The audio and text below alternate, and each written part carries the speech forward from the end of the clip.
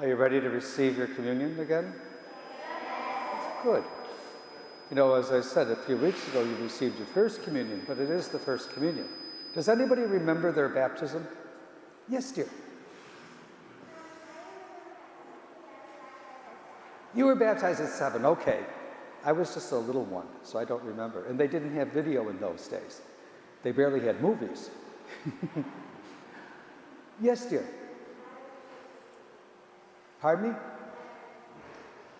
The big cake they had. Good, yes.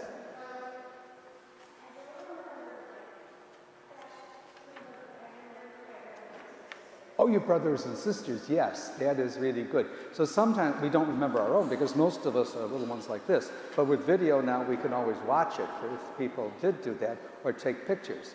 Yes. You were 7, okay. Now that's cheating. You know that? I'm only kidding.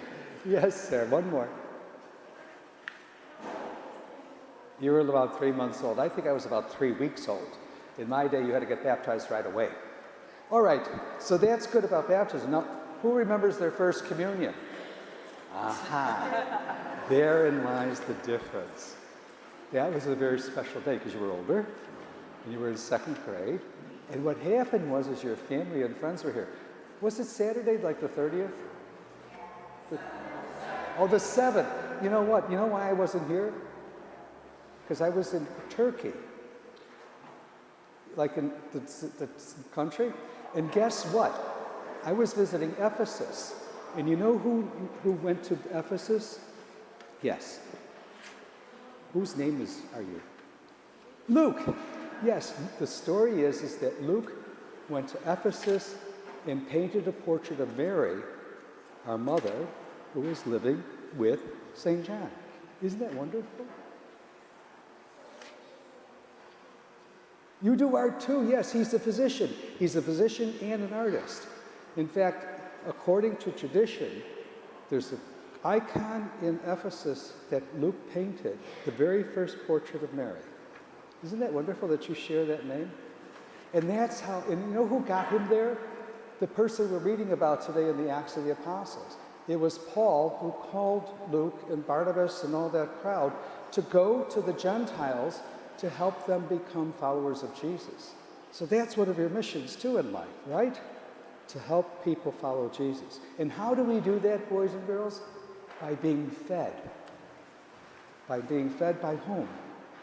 Who helps us to live a good life, other than your parents and your teachers? Jesus, right. So being fed by Jesus helps us to grow in our faith. Just as Paul became a disciple of Jesus because Jesus said, I want you to do some work for me. And he did it. He brought a whole group of people in to follow Jesus. And that's going to be your role, okay? So remember, but you have to be fed by the Eucharist in order to do that. So keep going to communion and keep up your faith and make sure that we make the world a better place by being the best we can, artists or whatever you choose to be, and do the work of the Lord here on earth so that people will see who we are and know we are Christians by our love. By the way, boys and girls, I happen to be able to celebrate Mass in Antioch, which doesn't mean anything to you, but that's the very first place that the people were called Christian. Isn't that wonderful? Good. I have a good memory of that. Thank you for joining us for this celebration of the Mass. This virtual Mass is broadcast to hundreds of people every day of the week. You know, over 100 years ago, the very first celebrations of the Mass took place on the 2nd floor of the Glenview Public House. It's been inconceivable that 100 years later, we would be reaching so many people all over the world through this technology.